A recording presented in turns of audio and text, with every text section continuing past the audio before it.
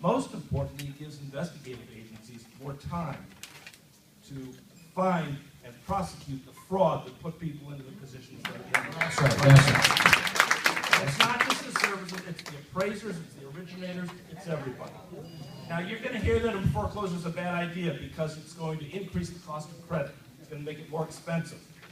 This is the cry you hear every time anybody has ever proposed any kind of rule on any business. We're going to have to increase our prices. 6 or 7 years ago, I was at a hearing in Montgomery County where the county was proposing an ordinance that would have prohibited racially discriminatory predatory lending.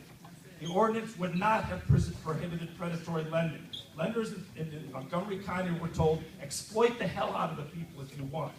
All this bill would do is say you can't do it on a discriminatory basis. Somebody from the financial industry trade association said, if you do this, it's going to drive up the cost of credit. People won't be able to get a loan. Somebody on the council, this is when Tom Perez was the head of the council, somebody in the council said, looked at this guy in the eye and said what I just said. He says, you know, I'm sick and tired of hearing these stories. Every time we propose any kind of rule, some trade association comes here and cries wolf, just like you're doing. That's right. Because what I want to know is this, sir. Which loans are you walking away from? Is it the $1 million loans in Potomac, or is it the $2 million loans in Bethesda, Maryland? The guy had no answer to it. The law was never passed, so he got what he wanted. So what I'd like to suggest is there are no magic bullets here. But I would argue, in conclusion, that there are several steps that can be taken.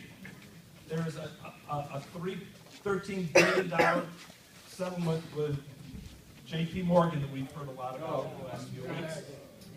That may or may not. Actually, there was a headline today. They reached a $4 billion settlement on another charge. We'd like to see more of this. More effective organizing at the local level. I think if there is one single action that needs to be taken, it would be that. A moratorium with the stroke of a pen could resolve many of the problems that we're looking at.